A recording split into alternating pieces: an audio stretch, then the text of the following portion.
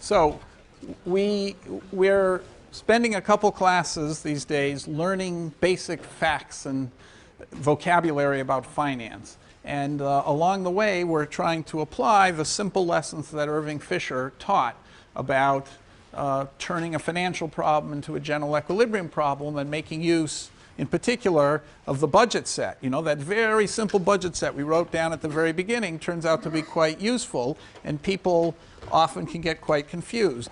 So the last issue we ended with, I'm going to take up again. Suppose that you've got a very long-lived institution like Yale. How should Yale think of how much to spend every year? What is Yale's budget set? Well, you know, almost every big institution like Yale creates a fiction of an annual budget. And, you know, they talk about the deficit and having to bring the deficit under control and making cuts to, you know, close the deficit gap. But really, there is no such thing as a one-year budget set. I mean, why 1 year? Why not 1 month? Why not 1 day? Nobody expects Yale to balance its budget every day. Some expenditure comes in the day. They have to hire an electrician to fix something unexpected. They're going to spend more money than they take in student tuition that day. So the fact that they're supposed to budget the balance every year is just a fiction. Irving Fisher taught us that Yale really has, if you can borrow and lend and you don't have to worry about risk, there's one infinite-lived budget set. It's an infinite horizon budget set where you just take the present value of all the expenditures, that's the left-hand side, and the present value of all the revenue, that's the right-hand side, and make sure that the left-hand side is smaller than the right-hand side over the whole course of Yale's life.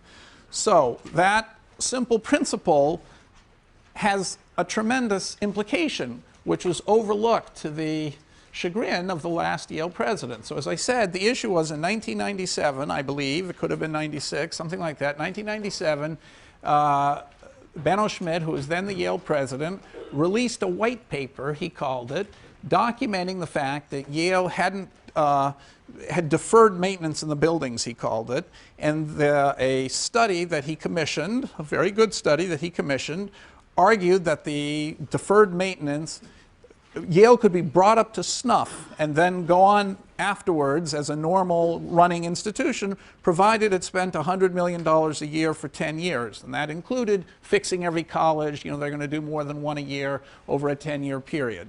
So Yale's total budget, as I told you, was about $1 billion at the time. And then here, all of a sudden, was this $100 million a year expense for 10 years.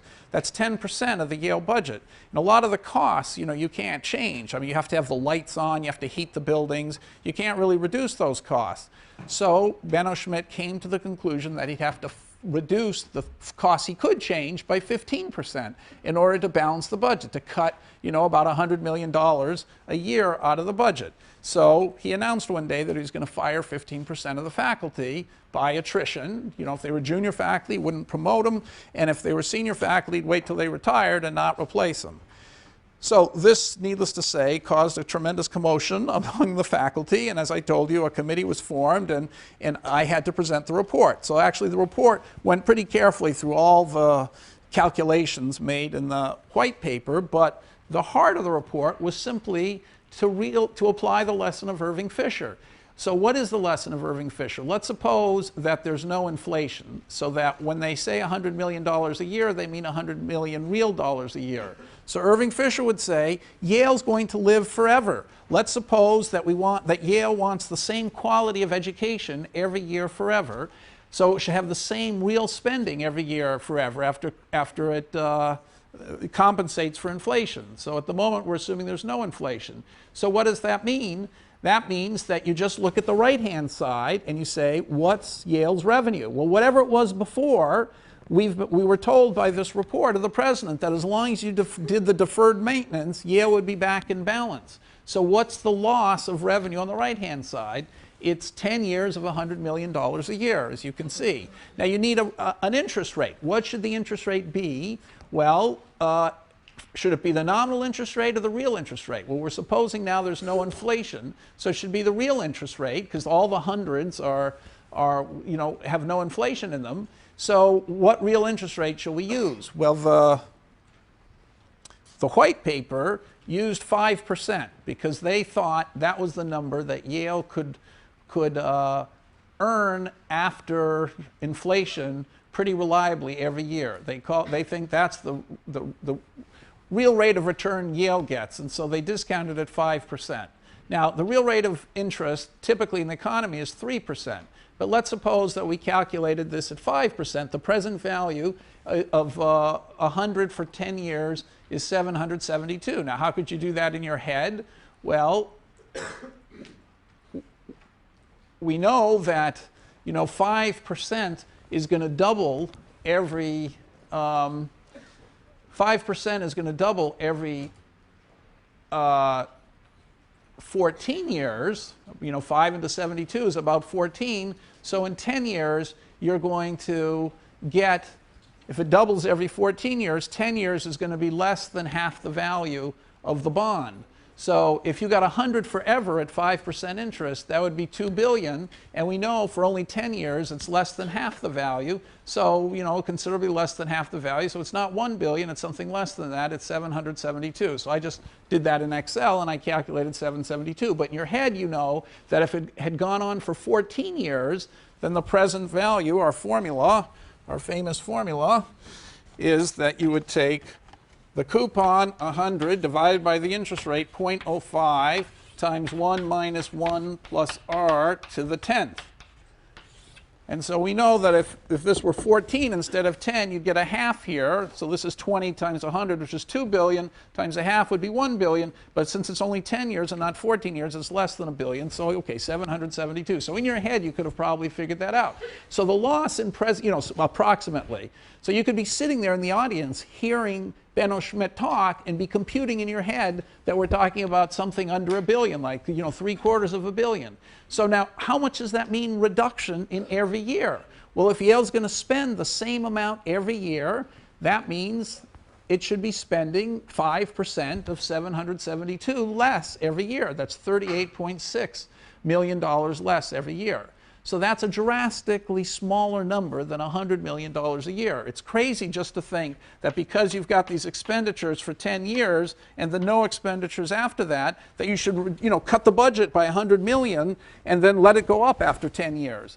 So you'd only need to cut it by 38 million. Now, by the way, 5% is a pretty arbitrary number. Suppose you put 3% here. Well, 3% would give you a much higher present value. But then when you multiplied by 3% at the end for the annual reduction, it would give you a much smaller number. So that, anyway, this number, which I computed in Excel, but again, you can do it sort of in your head, is 853 million. But you multiply that by 3%, and you get 25 or 26 million a year. So now the reduction is starting to sound like it's not such a frightening thing. So let's stick with the 5%, which is what the white paper. Take all the assumptions of the white paper and take it literally, and then notice that they never said anything about inflation. So actually, this calculation of present value loss there's inflation, and say the inflation at that time was around 4%. In fact, all the Yale contracts that are still in place assume a 4% inflation, even though inflation's less than that now. But anyway, so that $100 million a year of dollars is actually less in present value terms, because what should you discount by? If you look at the present value of $100 million over 10 years and you take into account its dollars, you should be discounting by the real interest rate times the inflation. Okay, so by 9%. A little over 9, tiny bit over 9%. So if you discount that by 9%, you get 641 billion as the present value, a million as the present value loss to Yale. Okay, now, given that there's inflation, how much should you be spending every year? Okay, you should be spending in real dollars, reducing your expenditure. How much in real dollars? Well, by 5, not by 9%, by 5% of the 641 million. So if you have 641, that's today's present value in, there hasn't been any inflation yet. So that's the real loss in dollars. So if you ask what's the real expenditure reduction every year, it's 5% of 641. And that's 32 million. Okay, so 32 million is a far smaller number than 100 million and requires a far smaller drop in expenses. So our committee recommended that we cut the faculty by 6% instead of by 15%. And 6%, there are a lot of people leaving every year. You can do 6% pretty quickly. So the upshot of this is that it's a simple application of present value, very elementary calculation. It came as somewhat of a revelation to our administrators, I'm afraid. And the day after the report, the provost of the university resigned. 2 weeks later, the dean of the university resigned. And 2 months later, the president of the university resigned. And Rick Levin, the current president, took over, and he cut the faculty by 6%. But by no more than that. And then, of course, the finances of Yale got much better, and he's since added back that 6% plus a little bit more than that. So just to tell you, though, something good about the Yale administration, the provost who resigned that next day happens to be a friend of mine. I've had dinner with him every month for the last 12 years since this happened, and he's never once criticized me or shown the slightest discomfort about the report that basically ended his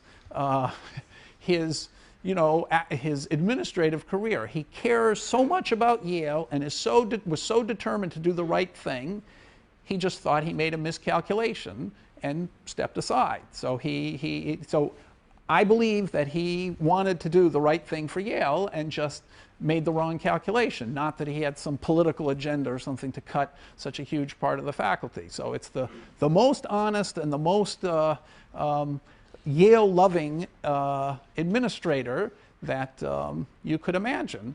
And I didn't know what the reaction would be of someone like him. After giving the report, I was quite terrified, actually, that they were still the president, the provost, and the dean, that they would be quite angry at our committee.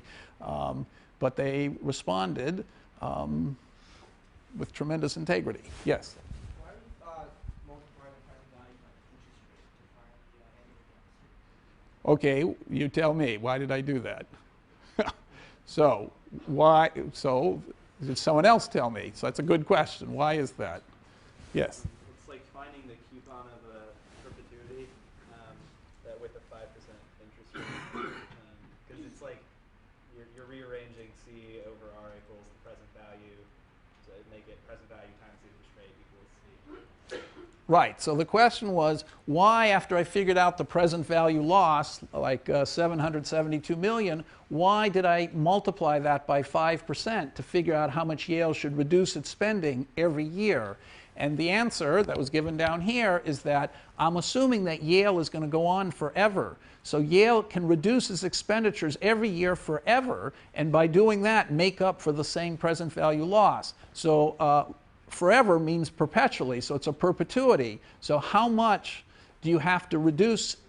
What is the coupon reduction, the expenditure reduction every year at 5% interest that just makes a present value decline of 772 million? Well, it's 5% of the principal. If you have 772 million in the bank and every year 5% of that you throw away, you've thrown away the whole value at 5% interest of the 772 million. So by reducing your expenditures by 5% every year, you defray the $772 million loss. So that's the critical thing, the critical mistake that the administration made is they had a short-run problem with a bunch of short-run costs, but Yale's going to live forever, and Yale should share the cost and the loss over all future generations, not just make the current faculty and the current students and the current city bear all the costs of this one-shot loss, one-shot problem that Yale faced. So they weren't thinking in Fisher's terms of taking the present value over the whole course of the lifetime of the institution. They were thinking, well, we've got to spend $100 million this year. We better cut costs by $100 million. But that's obviously crazy. Like, suppose you had to spend an extra, $100,000 in one day. Does that mean you should, lay off your faculty for one day so you can find the money to pay that? And of course not. So you have to spread the loss over the lifetime of the university. Okay, so are there any other questions about this principle? Yes? If you wanted to return to say, spending $100 million a year again after 10 years, would you spend $77 million a year for those just 10 years? If you wanted to incur the whole cost over a fixed period of time? If I wanted to incur the whole cost over 10 years, Yeah. then I would have to reduce my expenditures by $100 million a year. If at the end of 10 years I wanted to be back even, then I would have to spend less. I would have to cut my expenditures by exactly the money I was pouring into the buildings. So if I wanted to, reduce my expenditures by an equal amount every year, it would have to be $100 million for 10 years. Right? If the horizons are, if the maintenance costs go over a 10-year period, and I want the expenditures to go over a 10-year period, right? So if I want the expenditures to be reduced evenly over a 10-year period, I'd have to do $100 million a year. If I wanted to eat away the costs all in 1 year, I guess I didn't understand your question. You're saying if I wanted to reduce expenditures entirely in 1 year and then return next year to my usual pattern of expenditure, then I'd have to cut the $1 billion budget by $772 million. So that would, involve basically firing the whole faculty and saying, take a year off, you're on furlough. Sort of what they're doing in California. So, yes. You also spread the present value cost evenly over 10 years, so not like $100 million every year, but $100 million in present value terms.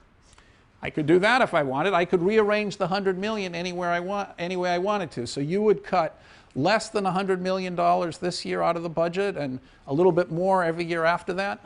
Assuming you wanted to get these costs over with in a 10-year time frame. Well, one way to do the costs over with in a 10-year time frame is reduce costs, paying the faculty by $100 million every year for 10 years, right? That would obviously do it, because that's the money I need to get. You could now rearrange that by reducing costs a little less at the beginning and a little more at the end of the 10 years, but I would say that doesn't sound, no one, why do that? Then that makes that's kind of what bad politicians do. They say, well, we're not going to, it's not our fault, we'll just make those guys in year 10 get totally crushed, and pretty soon they are in year 10, and then they've got, $200 million they have to cut costs, and that's, yes?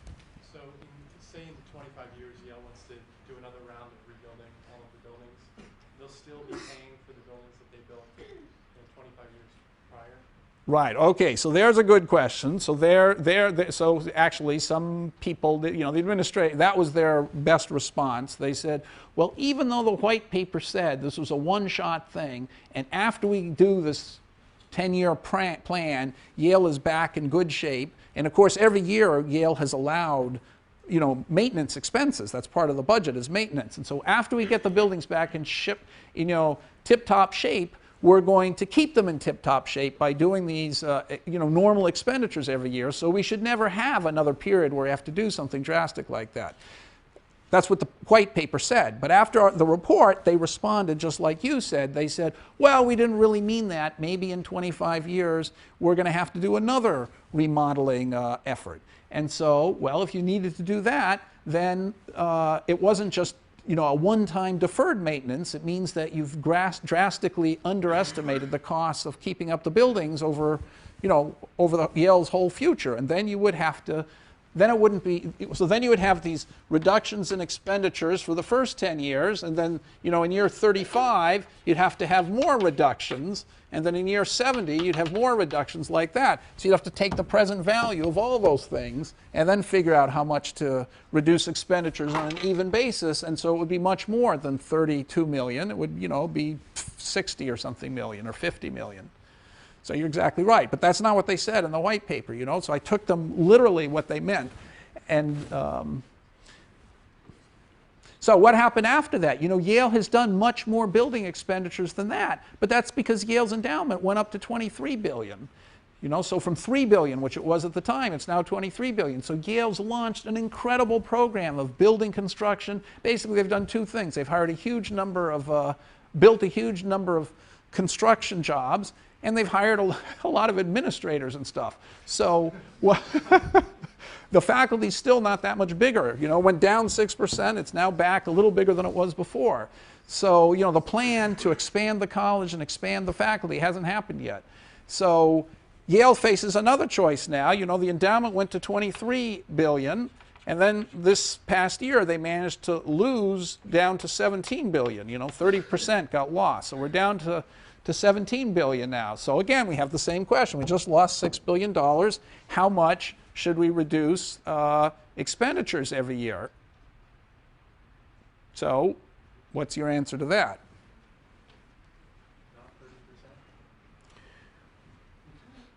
Not 30%. What,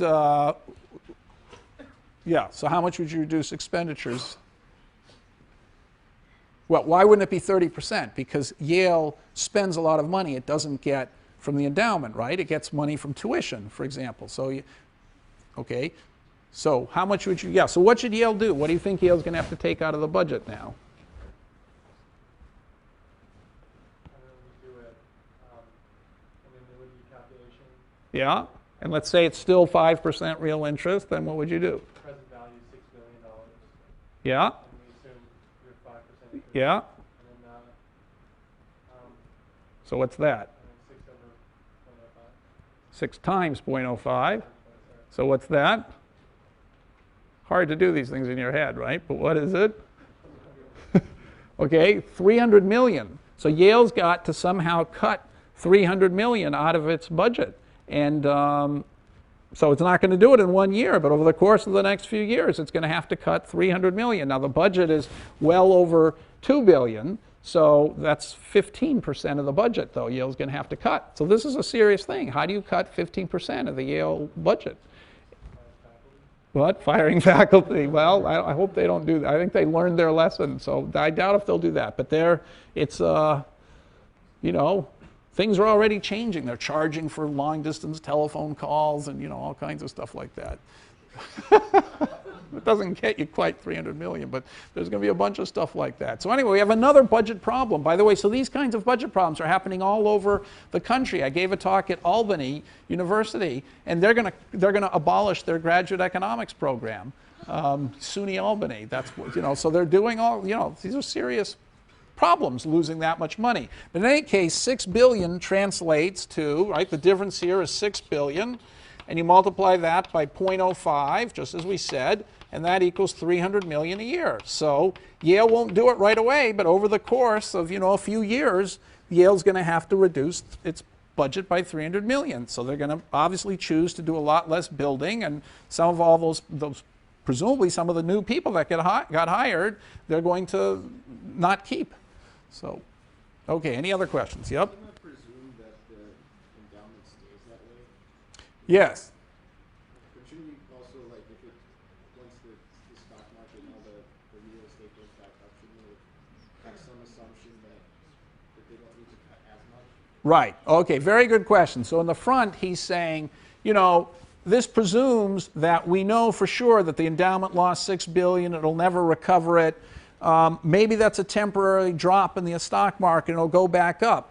And basically the principle he's applying is he's saying you can't make these drastic reductions in annual expenditures, you know, firing people and then 2 years later realizing you've got a lot of money and trying to hire them back because you won't be able to hire them back. So clearly Yale has to have a more complicated rule about how it gradually adjusts its spending when there's a change in the endowment. And so we're going to talk about that later because it involves uncertainty and how to think about uncertainty. But you're absolutely right.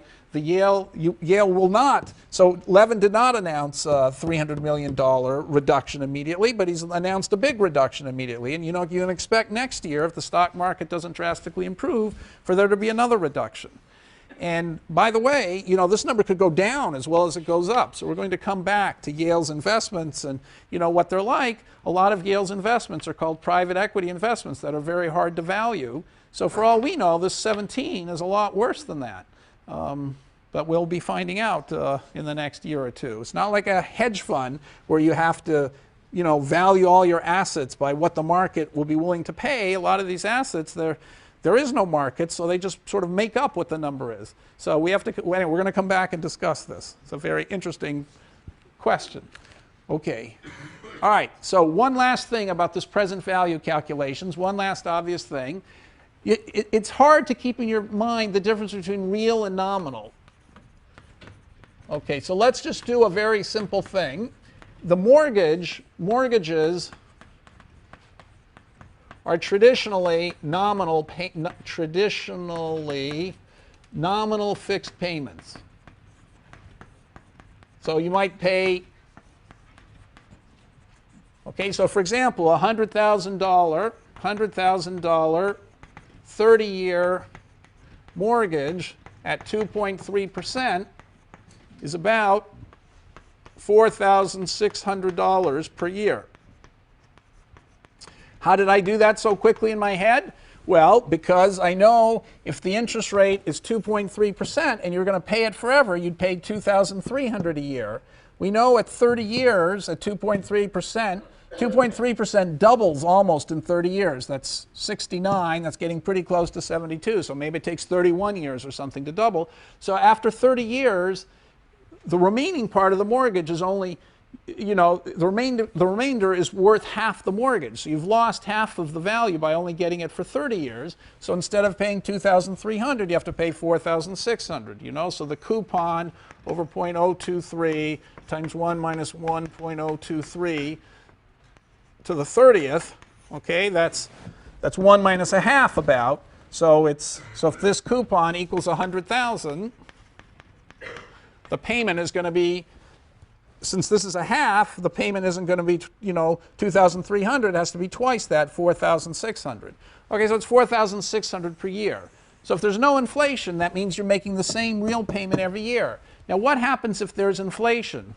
What if inflation goes up? What if inflation goes up? Okay, now what's going to happen to what you have to pay? Well, this is just, okay, how would you figure that out? Well, if inflation is, another 2.3% or something, then you would pay, then the nominal interest rate, 1 plus I, is going to equal the real interest rate times the nominal interest rate, times the rate of inflation. Okay, so let's say this is 1.023, and this is also 1.023, so that's 1.04, a little bit more than 46, almost, a little bit more than 46. So you know that the interest rate the mortgage companies are now going to charge is going to be 1.046. So the 4.6 is going to be the mortgage interest rate, and so you can figure out by the same calculation what the coupon's going to be. So what's the coupon going to be? Well, if you're, instead of doubling every 30 years at 4.6%, it's going to double approximately every 15 years. So this is going to be doubling twice. This is a quarter, so this will be 3/4 here. And so if you multiply, everything 2,300 a year times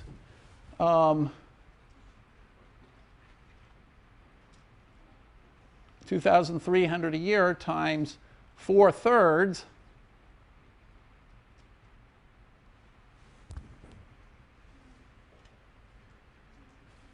Am I doing the right calculation here? I'm telling you it's so easy to compute in your head. And meanwhile,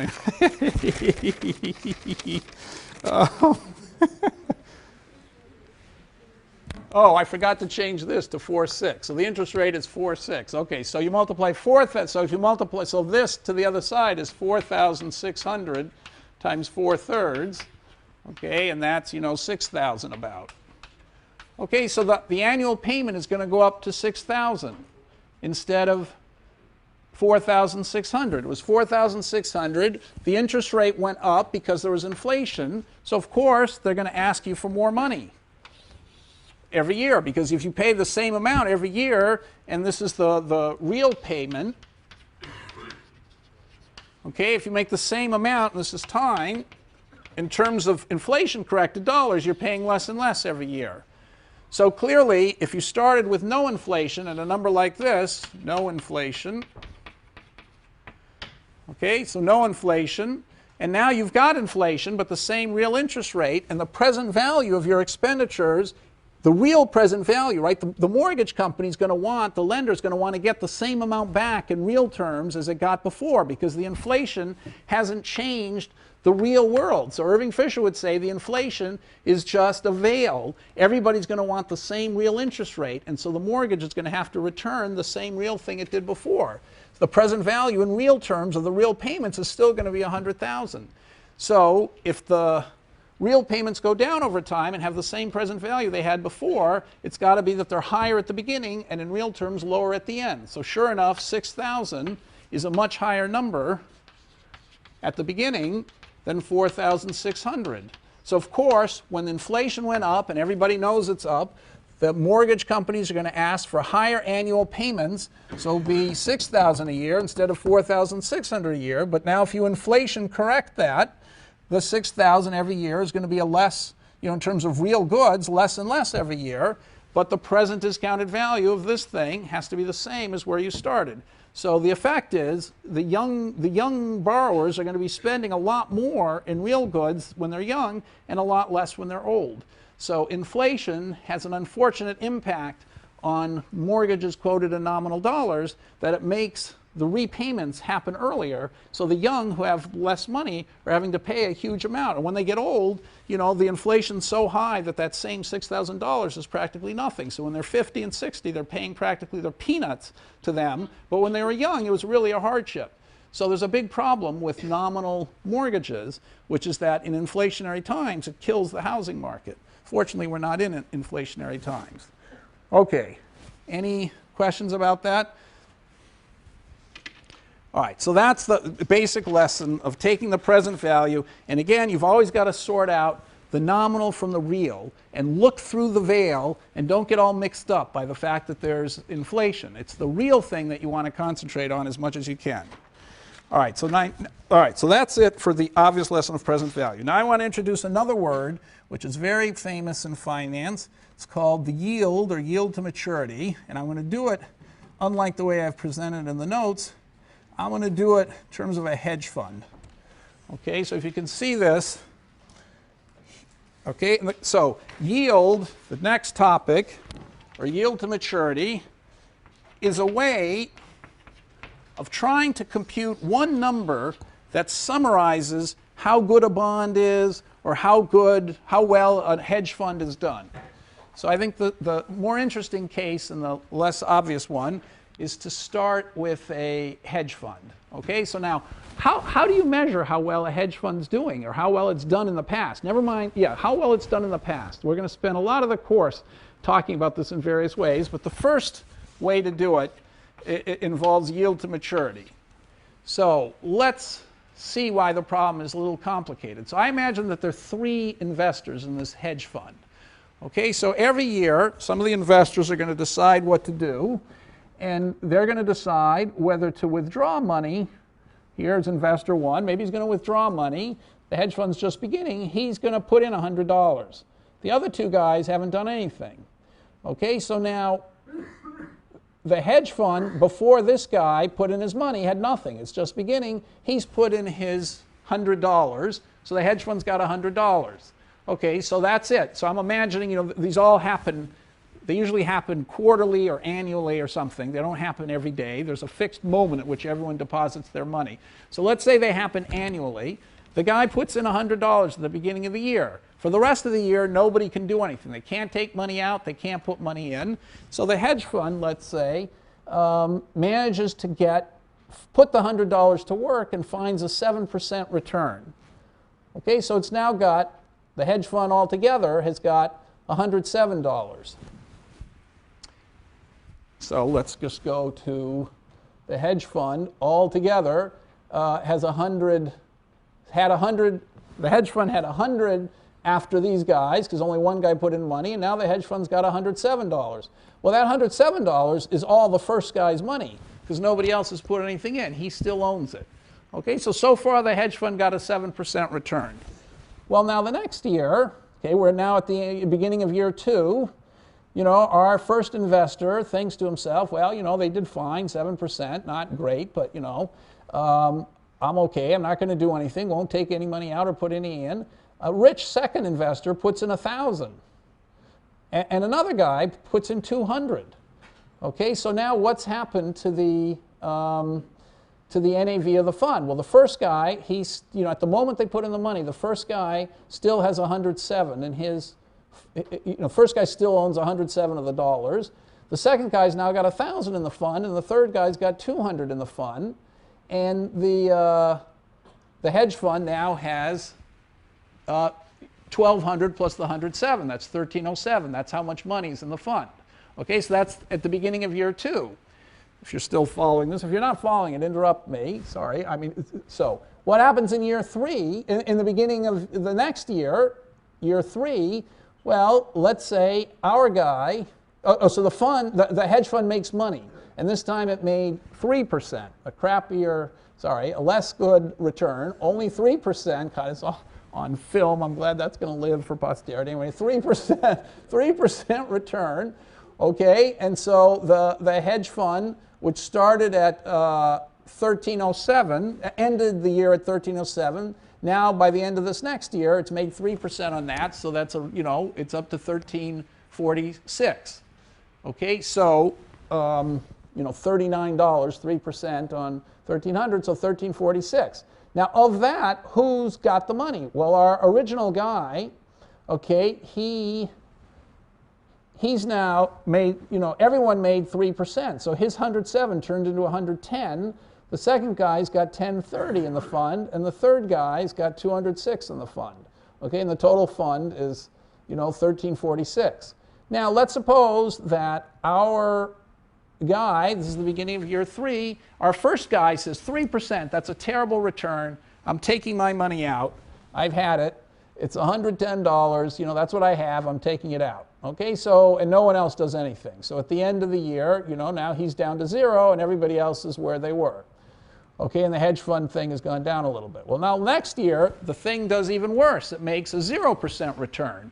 Okay, so everybody's money is just the same, except that the second guy decides, this is really getting lousy, and he takes half his money out. So this is taking half his money out. What was his money?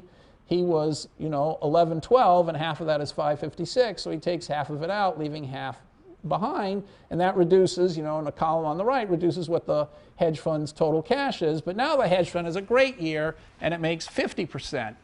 Okay, and having made 50%,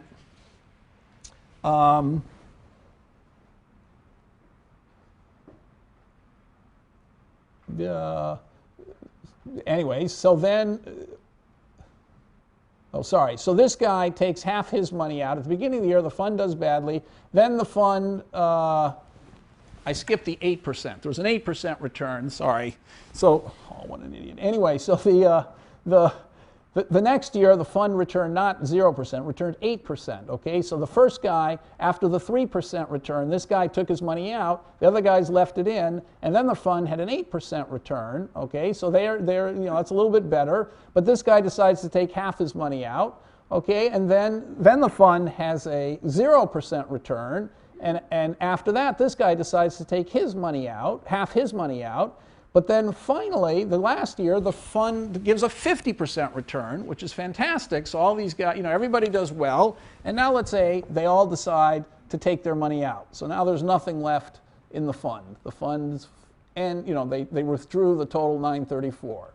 Okay, so what I've done here, just to summarize it, is every year people are putting in money or taking out of money at the beginning of the year. You can never take out more than you have, or you can put money in. The fund earns returns over the whole year, and then people again decide to take money out or put money in, and then the fund earns a different return the next year, and eventually the fund, returns all the money, or people withdraw all the money. So the question is, how is the fund done? How would you summarize in one number how the fund has done over its 1, 2, 3, 4, 5 years of earning returns? That's the question. Okay, so this is a standard, this happens, every day. This is obviously what happens every day with hedge funds. So how do hedge funds report how they've done historically? So do you have any suggestions? What would you do to summarize how the hedge fund has done? If you had to pick one number, what would it be? How good an investor is the fund? Yeah. Okay, so one thing you could do is you could say, let's say what, he said, literally multiply all these returns. What does that mean? That means if you put $1 in the fund at the beginning, you'd earn 7%. If you left it there and never took it out, you get another 3%. Then you'd get 8% on top of that, then 0%, then 50%. Of course, this is a multiplicative thing, so he says you'd get 1.07 times 1.03 times 1.08 times 1 times 1.5. Multiplying all that would give you the number of dollars you'd have at the end of 5 years, given that you put $1 in the beginning and never took it out. And if you wanted to annualize that, he said take the geometric average, the fifth root of that, and that's the constant rate of return that would have given you the same amount of money at the end that you would get by having left $1 from the beginning in the fund all the way to the end. That clear to everybody? That seems like a logical thing to do. Okay, that's what money hedge funds do. In fact, that's the number they tell you. Now, why might not that be a great number? Did everyone follow what his suggestion was? So, by the way, his number is going to come out to be, well, I don't know. Anyway, it's going to be some number. We could do that. In fact, it wouldn't be that hard to do. Let's just do it.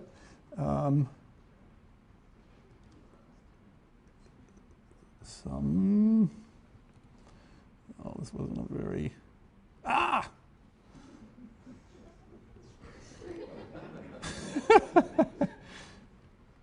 How about equals, oh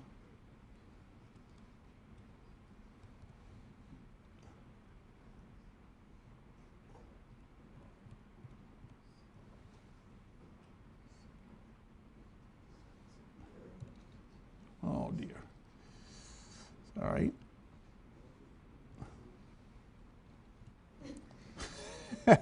Circular reference, okay. Equals sum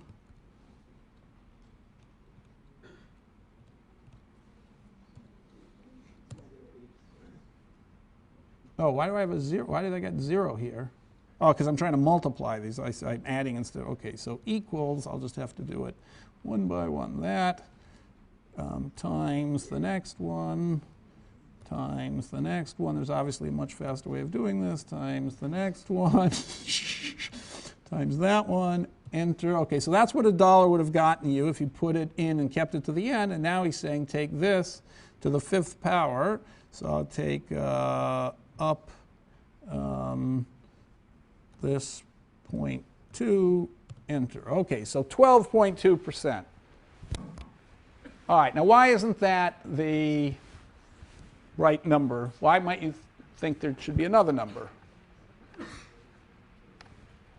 What's another number? What's the matter with that? Way back there. It's grossly inflated by that last year's 50%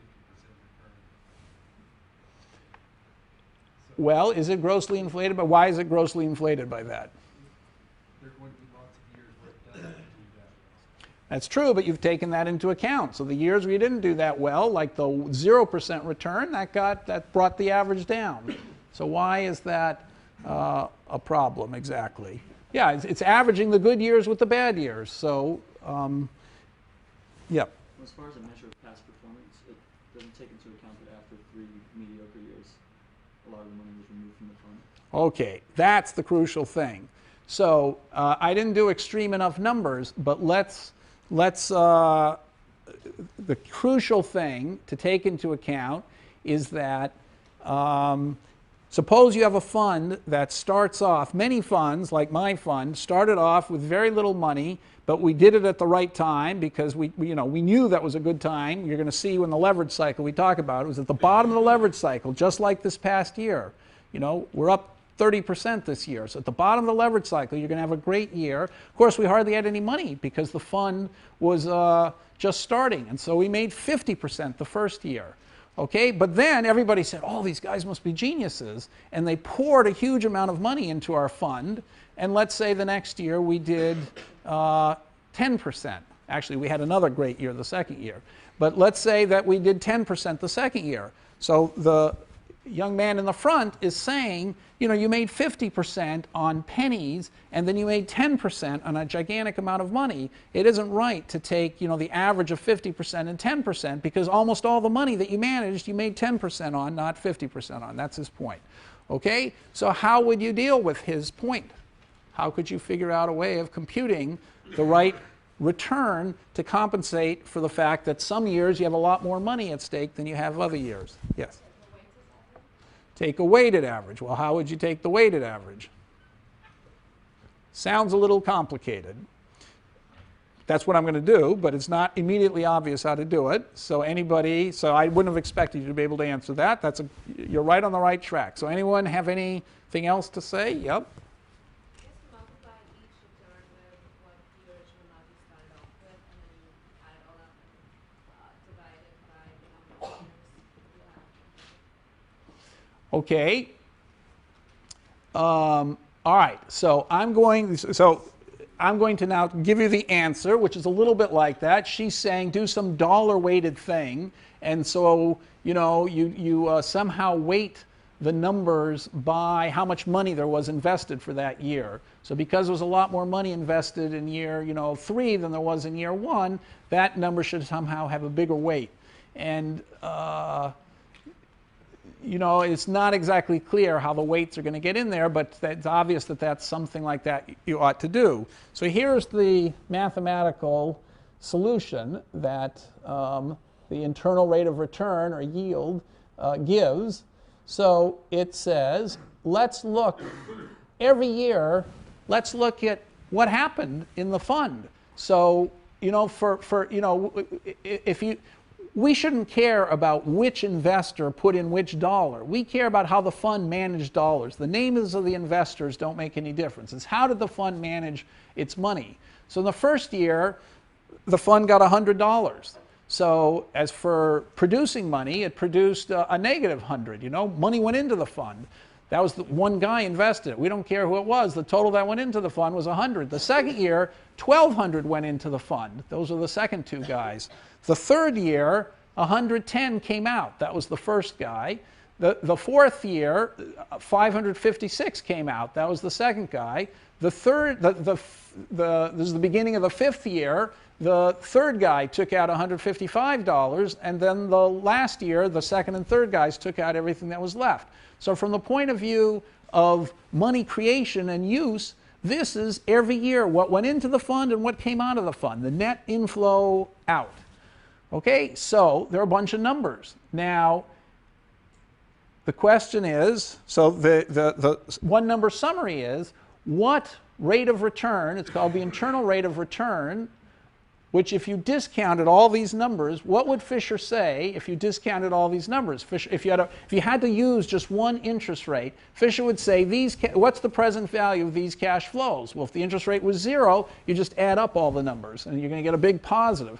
If the interest rate is infinity, then that means that after the first year, you're discounting everything to 0, and you're going to get negative 100. So you could say, what interest rate could you discount all the cash flows at to produce 0?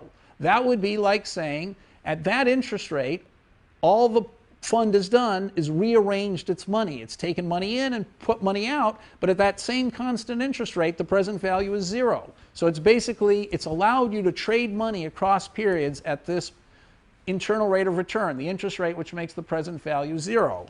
So if you guessed, so 10% turns out to be the right number. So if you discounted things by 10%, you would you see what the formula is, you take the inflow and you discount it by 1.10 to the first power, and this you discount by 1.10 to the second power, and this by, the inflow, the net outflow, I guess, which is 110, you discount by the third, 1.10 to the third power, etc. You keep discounting by that.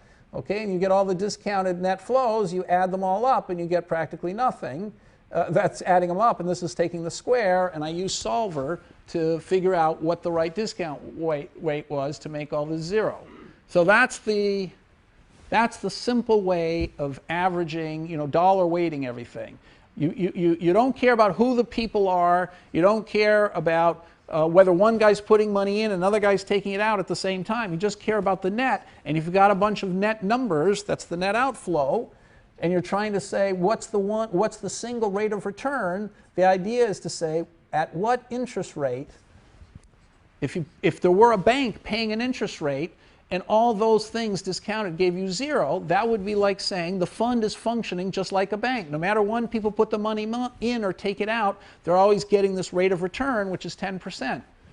Okay, so they're getting a constant 10% rate of return no matter when the money goes in or out, and that's kind of gives you a measure of how well the fund's doing.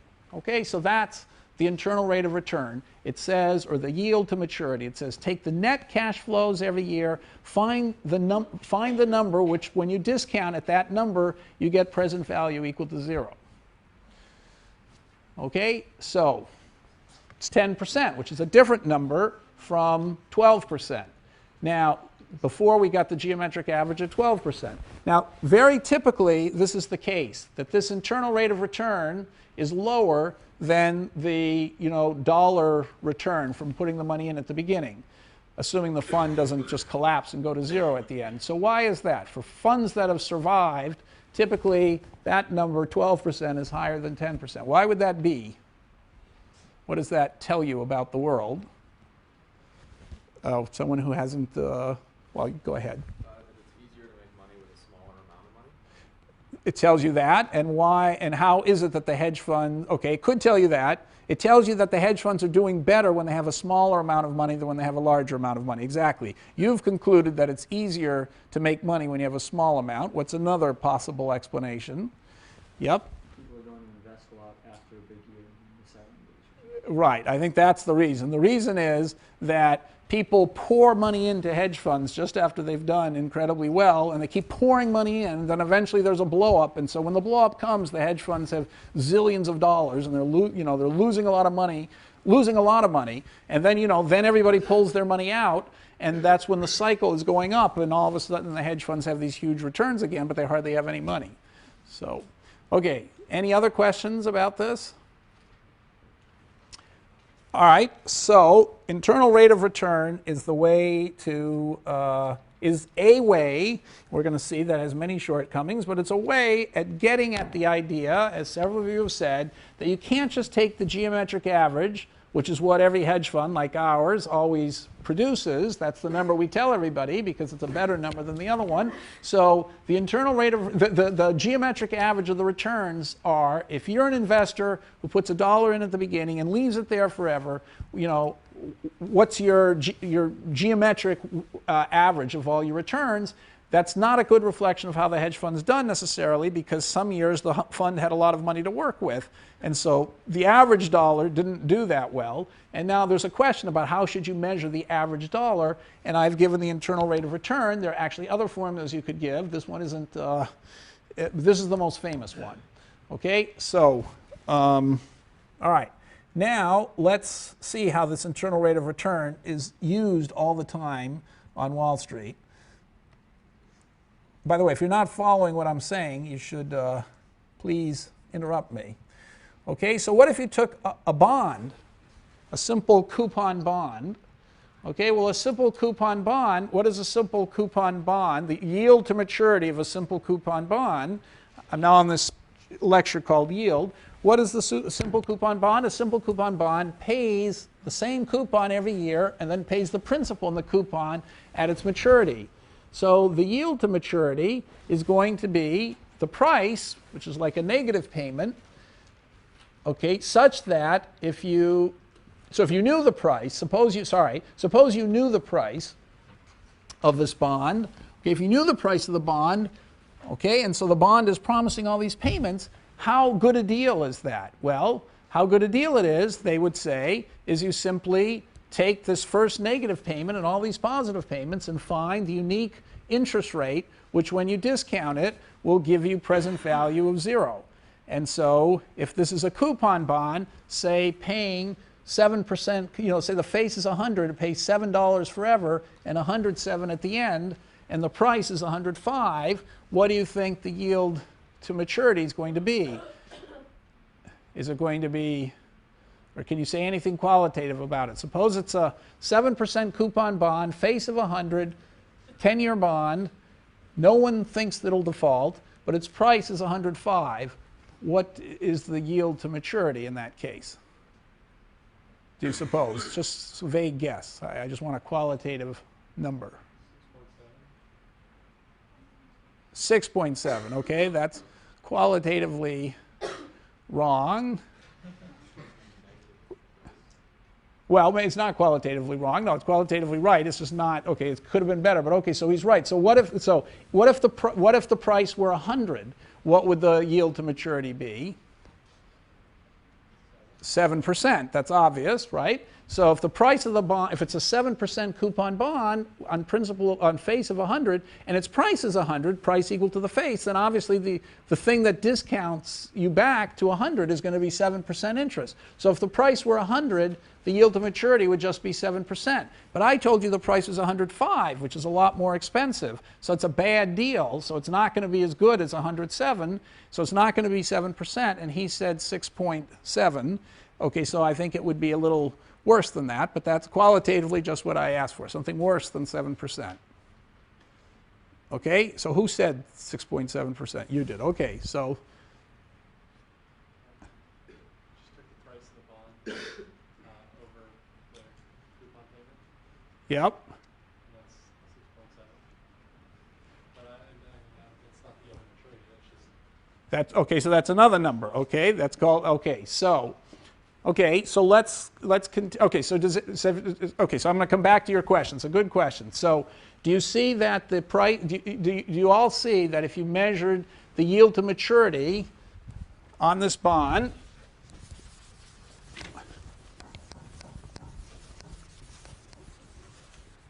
Okay, the yield to so the bond, remember, pays 777, 107. Okay, and its price is 105.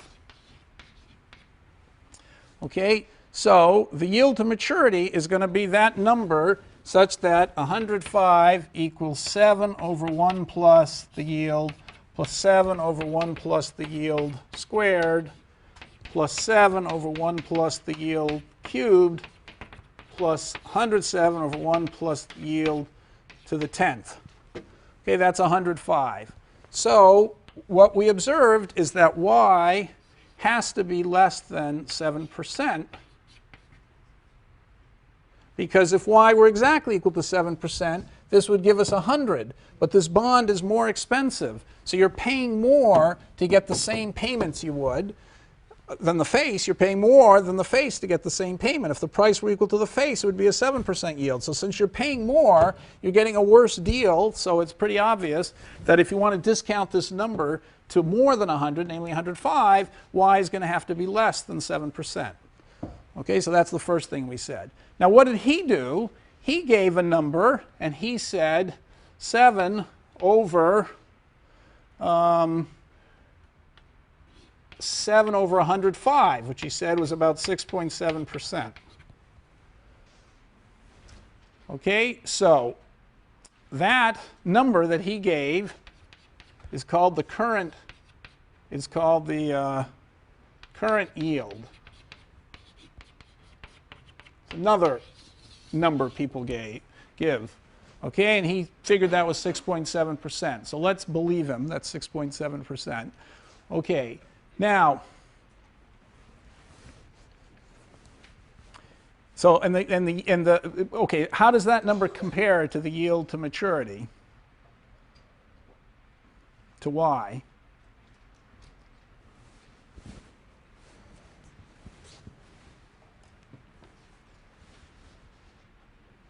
Well, we could compute this out on Excel, since I'm doing so brilliantly at it now.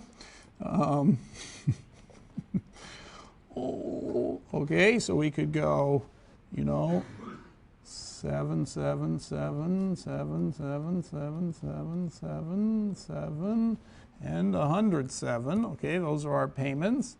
And then we could try some yield to maturity, internal rate of return. Internal rate of return, and let's call it, let's guess, 1.067. Okay, and now we'd say that the cash flows is going to be this, is going to be the left. Oh dear, I have to number things. So again, there's probably some clever way of doing this. So this will be, forgot to write the year. Okay, Control X. Okay, so this is, let's just go, let's just add this, equals up plus 1, enter. Okay, so I'm just going to copy this. All right, so now I've numbered all the years.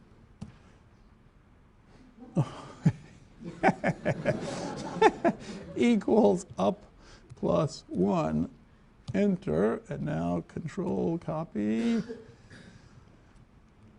Okay, so I've numbered all the years here, and here are the payments, and now at this yield to maturity, I'm going to go equal the thing on the left divided by the yield to maturity that we're guessing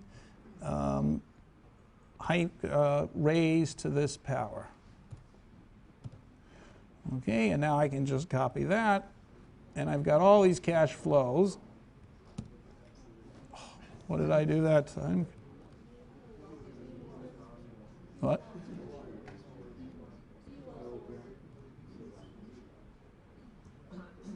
Control copy, sorry.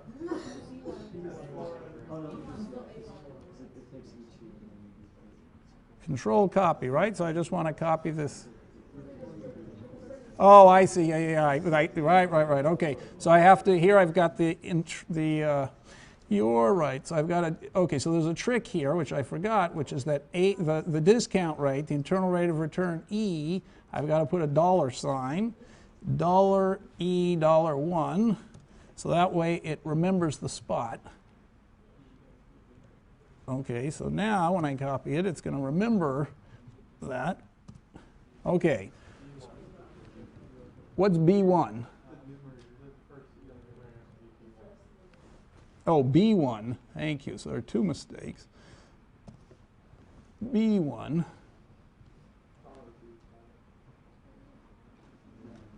Okay, so now control copy. So I'm supposed to be showing you how easy it is to do this, but all right, so anyway, that's it. So you see for each number here, I've got the payments for every year, and I've discounted them by taking this internal rate of return.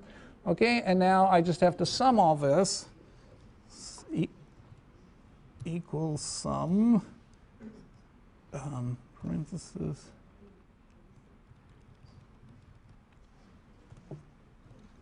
oh shit.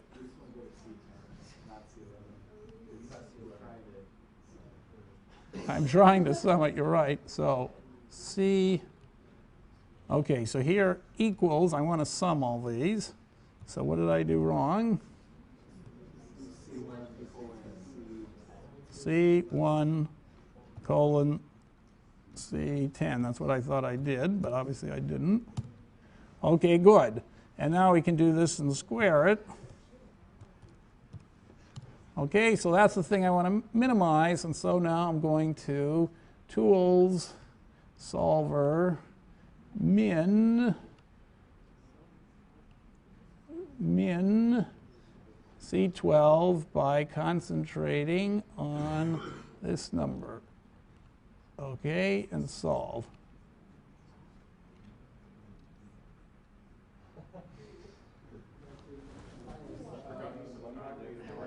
All right, what did I do?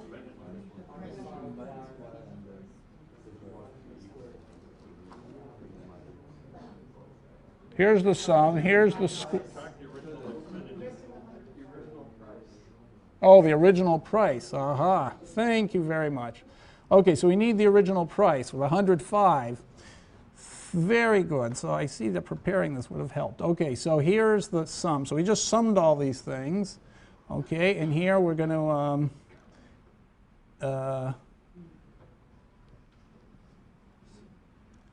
right, let's just, okay, so we're summing those, right? So I summed all these, and then I've got the original price, 105, enter. Okay, now we'll add equals this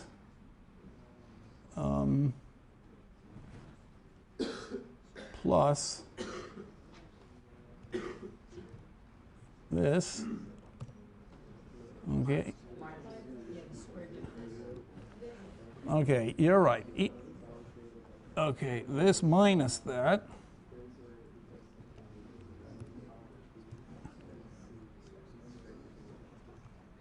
Okay, and now we want to square this, equals up squared, enter, and now we'll do solver. Hopefully there isn't another mistake. Okay, so tools, solver. Okay, so I want that times E1. Oh, that's very bad. Okay, anyway, you can solve it using solver. And it's extremely simple to do. And a child could learn how to do it. Okay, so we get solver and we solve all this. And you should be able to use Excel with no problem at all. So, okay, so the question is, what are the relationships between the current yield and the yield to maturity? And suppose there's some actual interest rate. So there's an actual market interest rate. Market interest rate of, say, 6% or something. Okay, so those are the things that we want to sort out now in the next 5 minutes. So let me go back to the notes and we'll re-ask all the questions here.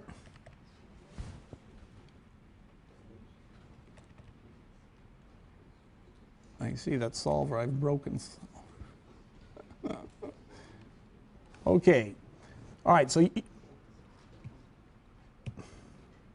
okay, so let's suppose that there were an actual interest rate in the economy.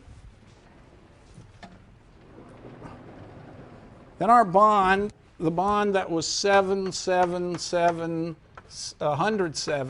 if the actual interest rate was, say, 6%, okay, the price of the bond would be more than 100. So some price, which will be the present value, will be greater than 100, obviously, because it's paying. If the price is only, if the interest rate is only 6%, this is giving you more than 100. Now the current yield is 7 over the present value. It's exactly what, analogous to what he said. Okay, so if someone calls you on the phone, you haven't gotten these calls yet, but when you get older, you'll get, unless they're screened now, so it's harder to get these. But it used to be a few years ago, you'd get called on the phone quite often, and somebody would say, he's running a bond fund, and the bond fund is really doing great, and he wants to tell you that the bonds they have in the fund last year paid a current yield of 7 over the present value, which is much bigger than the interest rate of 6%, and therefore you should buy his bonds. Okay, now, what can you say about that? Suppose somebody tells you there's a market price for the bonds, okay, which we know is the present value at the interest rate of 6%, and he tells you that, look at the market value I got last year for these, the yield I got, the current yield I got on these bonds. The present value was, some number bigger than 100, but I take 7 over the present value, and I get something bigger than 6%. At your bank, you're only getting 6%. So therefore, you should invest in my fund.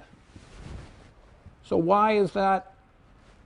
I mean, is that a good argument to invest in his fund? Why not?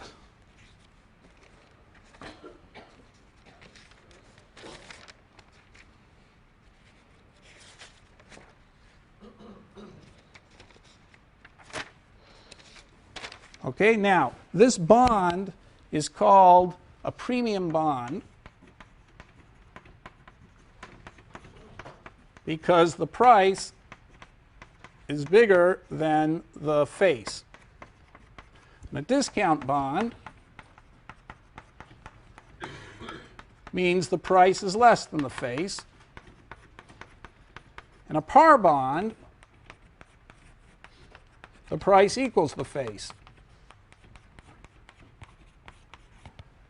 So, just because a bond pays a coupon of 7, it may be when the bond was issued, everybody thought the interest rate was going to be 7% forever. So that's why they picked a coupon of 7, so that the price when they first issued it would be equal to its face value. But maybe the next day, so it's still a 10-year bond. Practically no time has changed, but unexpectedly the interest rates fell to 6%. If you take the same coupon bond paying 7 all the time at 6% interest, it's now, its price is obviously going to go up in the market because everybody is going to discount the 7s, not at 7%, but at 6% and get a number that's bigger than 100. Okay, so you're going to have to pay more for the bond because the present value is higher. However, people who now will try and market the bond, they're going to tell you, well, look at the market price, whatever the market price is. So this is the current yield is the market price. Okay, they'll say, look at the market price.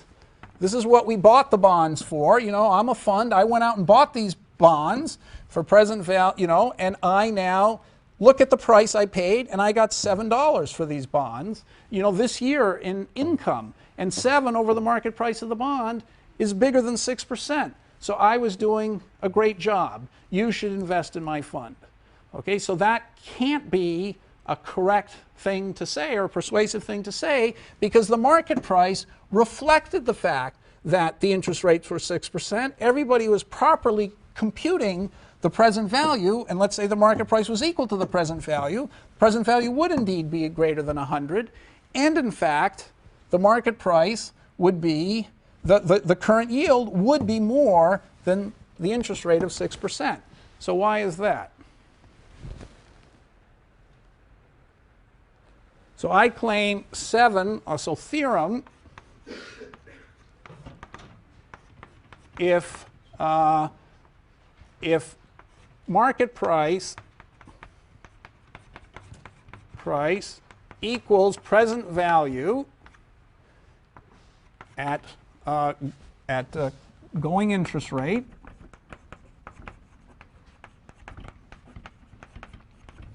then the current yield on a premium bond is always greater than the interest rate.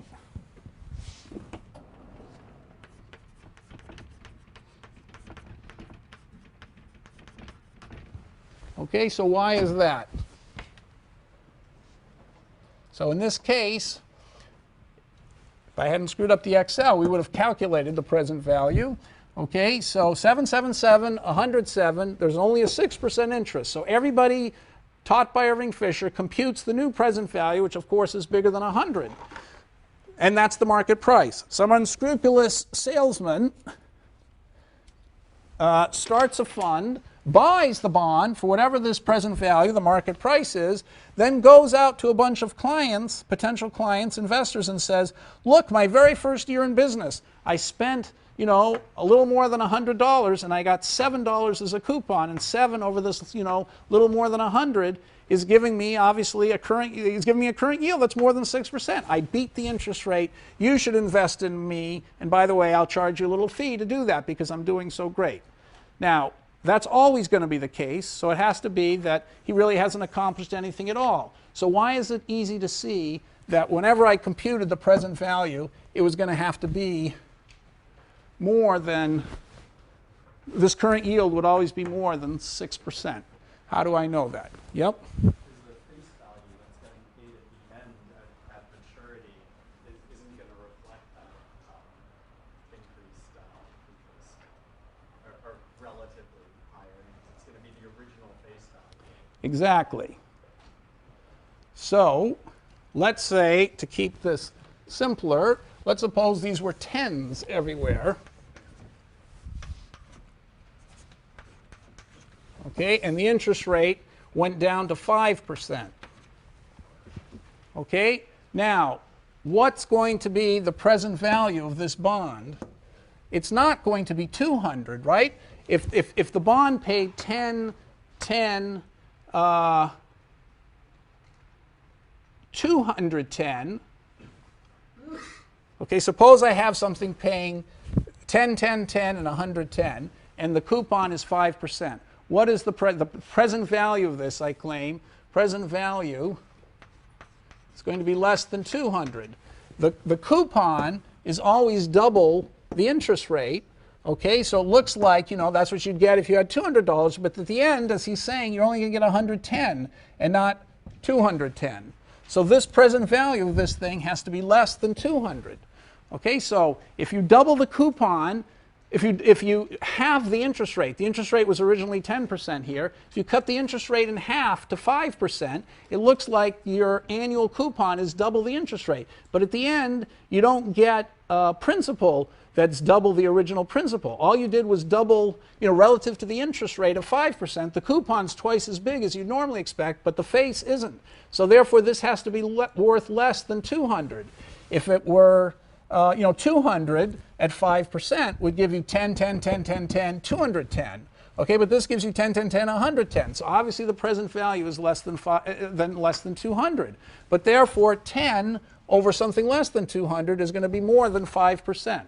Okay, so that's his intuitive proof, which is the essence of the thing, that if ever you have a coupon bond that's a premium bond, then the current yield is always above the interest rate. So you can always advertise it as having a spectacular current yield when in fact it's just priced perfectly fairly. Okay, so I'm going to just continue the story of what's the right way to measure things and how you can get confused by measuring them the wrong way next class.